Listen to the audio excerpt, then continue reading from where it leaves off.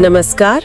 आज हम एक ऐसे मुद्दे पर बात करने वाले हैं जो आजकल काफी गरमाया हुआ है।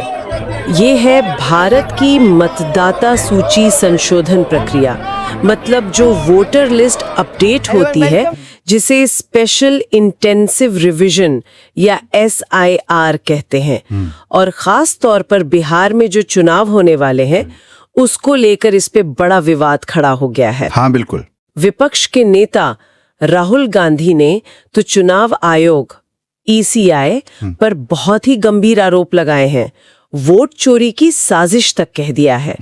उनका कहना है कि ये जो SIR प्रक्रिया है, इसका इस्तेमाल करके मतलब हाशिए पे जो वोटर है उन्हें लिस्ट से हटाया जा रहा है। हाँ, ये आरोप तो काफी गंभीर है। और इसी के चलते उन्होंने बिहार में 16 दिन की वोटर अधिकार यात्रा भी शुरू की है 17 अगस्त से। हाँ, यात्रा भी चल रही है। तो हमारे पास कई न्यूज रिपोर्ट्स हैं, लेख हैं।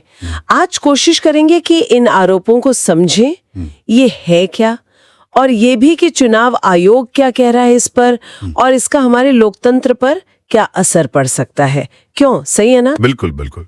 और ये बात ध्यान देने वाली है कि ये मामला सिर्फ बिहार का नहीं है, जैसा शायद लग रहा हो। अच्छा। हाँ, राहुल गांधी और दूसरे विपक्षी दलों ने पहले भी, जैसे कर्नाटक में, महाराष्ट्र में, वहां की वोटर लिस्ट पर सवाल उठाए थे। हाँ, मैंने भी सुना था कर्नाटक वाला मामला, महादेवपुरा का शायद। हाँ, वही महादेवपुरा विधानसभा क्षेत्र। वहां करीब 1 लाख वोटों में गड़बड़ी का आरोप था। मतलब डुप्लीकेट एंट्रीज, फर्जी पते, इस तरह की चीजें। 1 लाख? बाप रे। और महाराष्ट्र में भी करीब 1 करोड़ रहस्यमय वोटरों को जोड़ने का आरोप लगाया गया था। 1 करोड़? ये आंकड़े तो बहुत बड़े हैं। हाँ, तो कहने का मतलब है कि ये एक पैटर्न सा दिख रहा है अलग अलग राज्यों में। और जो इंडिया ब्लॉक है, आम आदमी पार्टी है, वो भी इन चिंताओं को उठा रहे हैं। तो ये एक तरह से राष्ट्रीय मुद्दा बन गया है। तो ये जो वोट चोरी जैसे शब्द इस्तेमाल हो रहे हैं, और जैसा आपने कहा, ये सिर्फ बिहार का मामला नहीं है। ये SIR प्रक्रिया जिस पर इस बार खास फोकस है, ये असल में है क्या? मतलब थोड़ा सा इसके बारे में बताएं। देखिए, SIR यानी स्पेशल इंटेंसिव रिवीजन, ये चुनाव आयोग की एक रूटीन प्रक्रिया ही है। इसमें होता क्या है कि घर घर जाकर वोटर लिस्ट को अपडेट किया जाता है। अच्छा। मतलब नए वोटर जोड़ना, जिनकी मृत्यु हो गई है या जो कहीं और चले गए हैं, उनके नाम हटाना, कोई गलती है तो उसे ठीक करना। अब भारत इतना बड़ा देश है, तो ये काम अपने आप में बहुत बड़ा और पेचीदा है, इसमें कोई शक नहीं। हाँ, वो तो है। इस बार आरोप ये है कि ये जो प्रक्रिया है, खासकर बिहार में, ये निष्पक्ष तरीके से नहीं हो रही और कुछ खास वर्गों को मतलब निशाना बनाया जा रहा है। अच्छा। जहां तक पैटर्न की बात है, तो देखिए, वोटर लिस्ट में गड़बड़ी के आरोप लगना कोई नई बात नहीं है, वो तो पहले भी लगते रहे। हाँ, ये तो सुनते रहते हैं। लेकिन इस बार सीधा चुनाव आयोग की नीयत पर सवाल उठाया गया है। उसे एक ऑर्गेनाइज्ड, मतलब एक संगठित साजिश कहा जा रहा है। ये बात इसे ज्यादा गंभीर बना देती है। ये साजिश शब्द ही काफी वजनदार है। और चुनाव आयोग, उनका क्या कहना है इस सब पर? हमने सुना कि उनकी तरफ से भी काफी सख्त रिएक्शन आया है। हाँ, बिल्कुल सख्त। मुख्य चुनाव आयोग जो है, ज्ञानेश कुमार, उनके नेतृत्व में ECI ने इन सारे आरोपों को पूरी तरह से खारिज कर दिया है। खारिज कर दिया? हाँ, सिरे से। कहा है कि ये भ्रामक है और संविधान का अनादर है। संविधान का अनादर? ये तो बहुत बड़ी बात है। बड़ी बात है। और उन्होंने सिर्फ खारिज ही नहीं किया, बल्कि कुछ टेक्निकल पॉइंट्स पर सफाई भी दी है।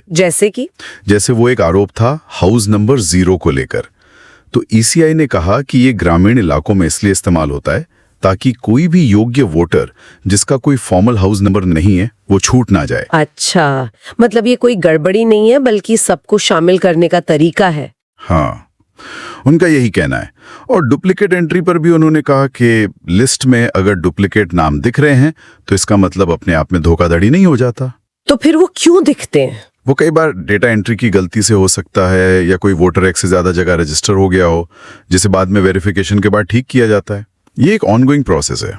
ओके, लेकिन ECI सिर्फ सफाई देकर ही नहीं रुका ना। उन्होंने तो राहुल गांधी से हलफनामा मांगा है या माफी मांगने को कहा है 7 दिन के अंदर। हाँ, ये कदम वाकई बहुत कड़ा है। इससे पता चलता है कि चुनाव आयोग इन आरोपों को कितना सीरियसली ले रहा है। वो इसे अपनी संस्था की ईमानदारी और आजादी पर हमले की तरह देख रहे हैं। वो सिर्फ प्रक्रिया का बचाव नहीं कर रहे हैं, बल्कि अपनी क्रेडिबिलिटी, अपनी साख का बचाव कर रहे हैं। और बिहार वाले एसआई पर उनका क्या कहना था? बिहार पर उन्होंने कहा कि ये प्रक्रिया लगभग 20 साल बाद हुई है। एक तरह की जरूरी सफाई थी जिसमें करीब 22 लाख ऐसे नाम हटाए गए हैं जो मृत लोगों के थे, जिनकी डेथ रिपोर्ट नहीं हुई थी पहले। 22 लाख? हाँ, तो उनका संदेश साफ है। वो कह रहे हैं कि हम बिना किसी भेदभाव के सभी वोटरों के अधिकारों के लिए खड़े हैं, बल्कि उन्होंने कहा कि वो चट्टान की तरह खड़े हैं। तो एक तरफ विपक्ष है जो चुनाव आयोग पर, मतलब हमारी चुनावी प्रक्रिया की नींव पर ही सवाल उठा रहा है। हाँ, और दूसरी तरफ चुनाव आयोग है जो एक संवैधानिक संस्था है और वो पूरी मजबूती से अपनी साख बचाने में लगी है। इस टकराव का मतलब क्या समझे हम? देखिए, इसका सीधा असर तो जनता के विश्वास पर पड़ता है, चुनावी प्रक्रिया में लोगों का भरोसा, है ना? हाँ बिल्कुल। जब इतने तीखे आरोप प्रत्यारोप हों और वो भी सीधे चुनाव आयोग जैसी संस्था पर, तो वोटरों के मन में शक पैदा होना तो स्वाभाविक है। कहीं ना कहीं ये हमारे लोकतंत्र की सेहत के लिए ठीक नहीं है। तो आगे क्या देखना होगा हमें? और फिर इस सब का असर संसद की बहसों पर क्या पड़ता है? कोई कानूनी कार्रवाई होती है या नहीं? और सबसे जरूरी, वोटरों का भरोसा कितना डिगता है या बना रहता है? ये वाकई एक नाजुक स्थिति है। हाँ बिल्कुल। और ये हमें सोचने पर भी मजबूर करता है कि भविष्य में, खासकर भारत जैसे देश में जहां करोड़ों वोटर हैं, इतना विशाल डेटा है, इसे मैनेज करना एक चुनौती है। हाँ, चुनौती तो है ही। तो ऐसे में वोटर लिस्ट बनाने और उसे अपडेट करने की प्रक्रिया में पारदर्शिता और विश्वास को कैसे और बढ़ाया जाए, कैसे मजबूत किया जाए, ताकि इस तरह के विवाद कम से कम हों? ये एक बहुत जरूरी सवाल है जिस पर शायद आगे और सोचने की जरूरत पड़ेगी। हाँ, ये सवाल आने वाले समय में नीति बनाने वालों और खुद चुनाव आयोग के लिए भी बहुत महत्वपूर्ण रहने वाला है।